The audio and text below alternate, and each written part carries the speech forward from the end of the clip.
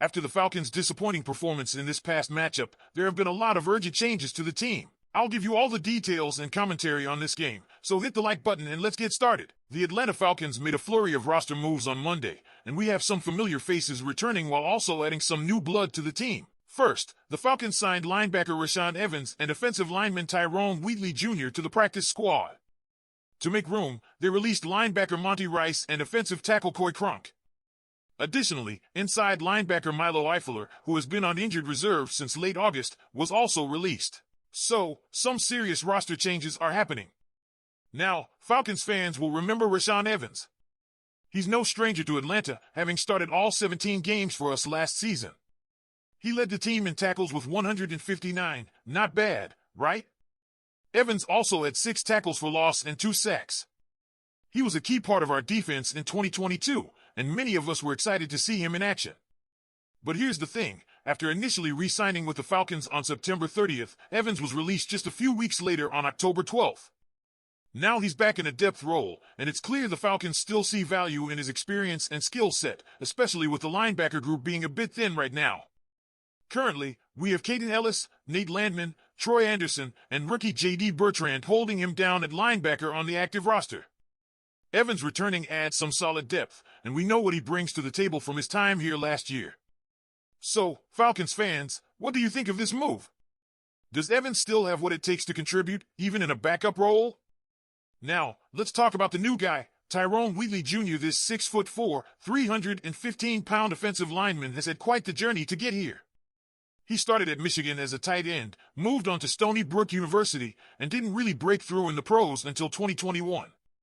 Wheatley played for the Blues of the Spring League before being signed by the Chicago Bears, thanks to Ryan Pace, who is now one of the most important guys in the Falcons front office.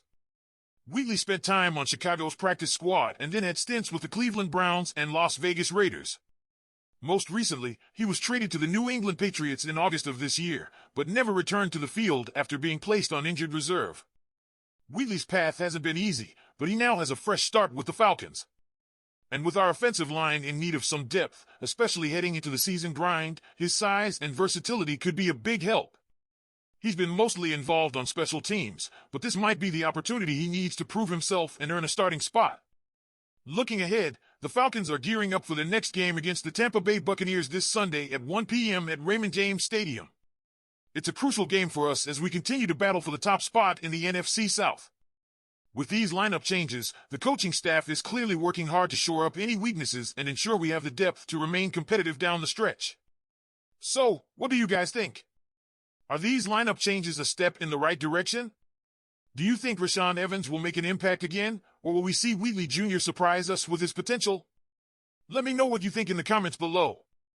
Now, let's talk about the Falcons' Week 7 loss to the Seattle Seahawks. That 20-point loss snapped our 3-game winning streak and, of course, raised a few eyebrows. Now, the big question on everyone's mind is, was this just a one-off, or did the Seahawks expose a weakness that we need to address? According to the folks at Bleacher Report, it's the former. They're saying that the Falcons still have the potential to be serious contenders, but there's one glaring issue that needs to be addressed before the trade deadline: our pass rush. Let's be real, if you've been following the Falcons this season, this isn't shocking news. After 7 weeks, we're dead last in the league with just 6 sacks. And to make matters worse, several teams have played fewer games than us and are still outscoring us in sacks. Even the Los Angeles Chargers, who have played 2 fewer games, have more than double our sack total. It's clear that we're struggling to pressure opposing quarterbacks, and that's something we need to fix if we want to be a playoff contender. Remember when we took Matthew Judon back in August? We gave up a 2025 third-round pick to get him, thinking he would be the answer to our pass-rushing woes. At the time, it seemed like a solid move. But let's be honest, it hasn't really panned out so far. Judon hasn't had a sack since week 2, and he's now tied for the team lead with just 1.5 sacks. For a guy we expected to dominate, that's not good enough. To be fair, we're missing some key guys on defense. Troy Anderson and Lorenzo Carter didn't play against Seattle, with Carter even going on injured reserve. But here's the thing, the rest of our defense has held up. Our secondary and linebackers have been playing well, but without consistent pass pressure, it's going to be tough to stop elite quarterbacks. Bleacher Report is saying that the Falcons should be buyers at the trade deadline, which is coming up on November 5th. And they're not wrong. If we can add a capable edge rusher, it could make all the difference down the stretch. That's the missing piece to make a serious playoff run. With the right addition, we could go from being a good team to a great team capable of making a deep run in the postseason. So what do you guys think? Should the Falcons make a move and bring in a pass rusher before the deadline? Or do you think we have what it takes to improve with the current roster? Coach Raheem Morris didn't hold back. He admitted what many of us have been noticing all season: the Falcons have a pass rushing problem, and it's getting worse. When asked directly if he's concerned about the lack of pressure on the opposing quarterback, Morris was blunt. He said, yes. And he's right to be concerned. He talked about how the team needs to get to the quarterback faster and more effectively. We have to take advantage of when we do send pressure and not let quarterbacks run and extend plays. He also mentioned that we hit Seahawks QB Geno Smith once, but that hit resulted in a low hit penalty.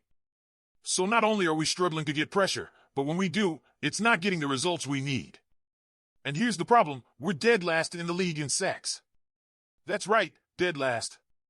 We've only managed 6 sacks in 7 games. To put that in perspective, we're on pace for just 14.5 sacks this season.